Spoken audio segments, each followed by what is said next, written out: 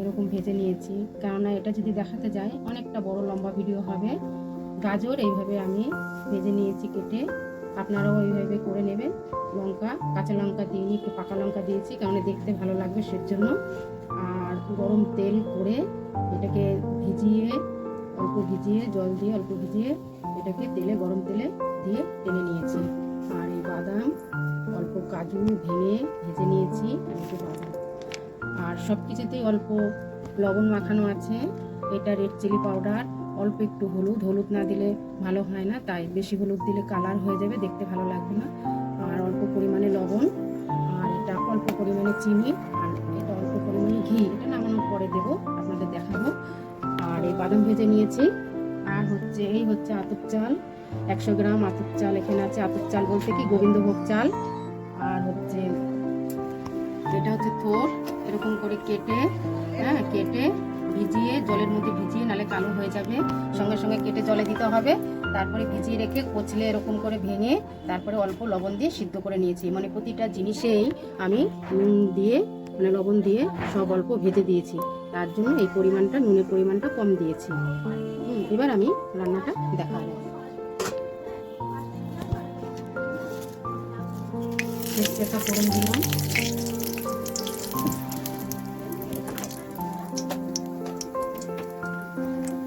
অল্প জিরে,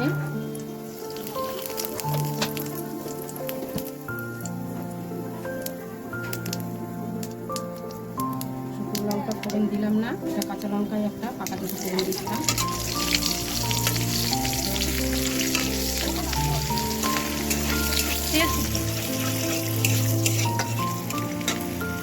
এবার গোটা গরম মশলা, দুটো দারচিনি, দারচিনিটা এই বলছি, লবঙ্গ বেশি দেবো না, লবঙ্গর একটা গন্ধ থাকবে, দারচিনিটা সেন্ট আছে, দারচিনি আর এলাচটা বেশি করে ফোড়ন দিই।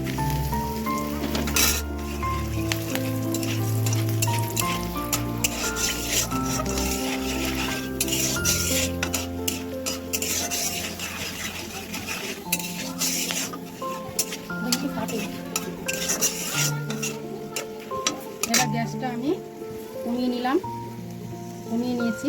এবার আমি আতপ চালটা ঢেলে দিলাম। আতপ চাল বলবে বন্ধুরা গোবিন্দভোগ চাল কিংবা কামিনীভোগ চাল। এবার আমি এটাকে আস্তে করে দিয়ে এটাকে ভেজে নিলাম।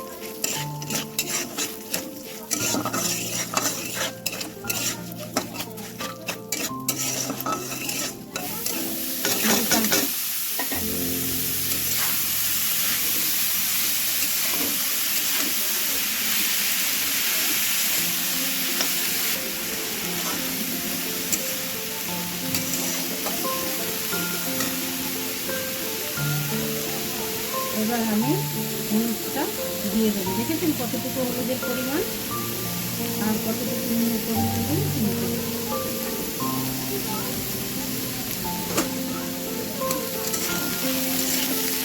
এবার আমি ঢাকা দিয়ে এটাকে আস্তে করে গ্যাস কমিয়ে ভাজতে থাকবো। যদিও বা সিদ্ধ করা, তাহলে এই চালটাও সিদ্ধ হয়ে যাবে, আর এটাও সুন্দর একটা।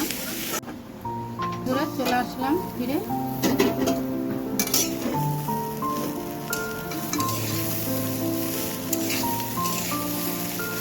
দেখুন চালটা একটু ফুটে একটু সিদ্ধ হয়ে গেছে, হ্যাঁ, কিন্তু গলে গেলেও হবে না, সেজন্য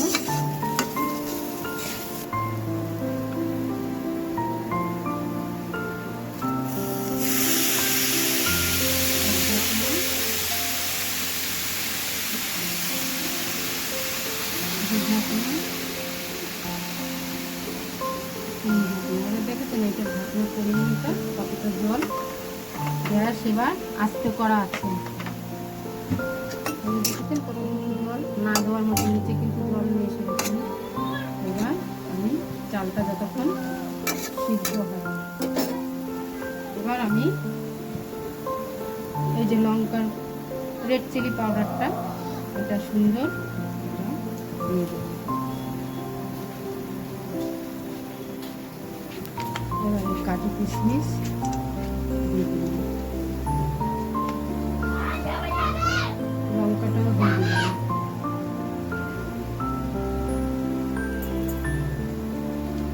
এই যে বাদামটা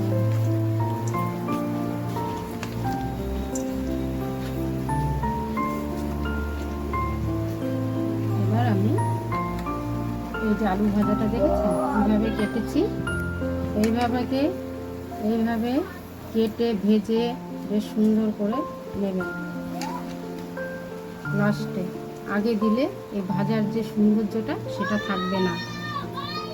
যেরকম বিরিয়ানি বসান ওইভাবে ঠিক বিরিয়ানির মতন বসান।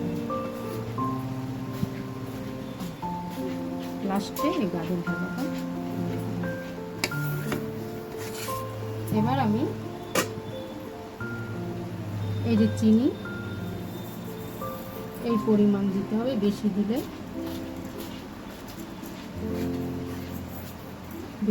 বেশি একটু মিষ্টি মিষ্টি হবে। যারা একটু বেশি মিষ্টি পছন্দ করেন তারা মিষ্টি খাবেন, যারা কম পছন্দ করেন আর এটা ঘি এই পরিমাণটা দিয়ে দিলাম।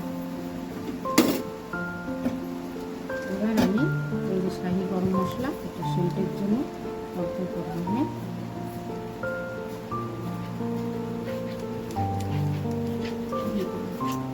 এবার আমি যেরকম বিরিয়ানি দমে বসাই ঠিক এইভাবে আমি এটাকে দমে বসাবো। অল্প গ্যাসটা সিম করে দিলাম, আস্তে করে 5 মিনিট পরে আমি আবার ফিরে এসে আপনাদের দেখাবো। 5 মিনিট পরে ফিরে আসছি। গন্ধ কি সেন্ট দেখুন। এবার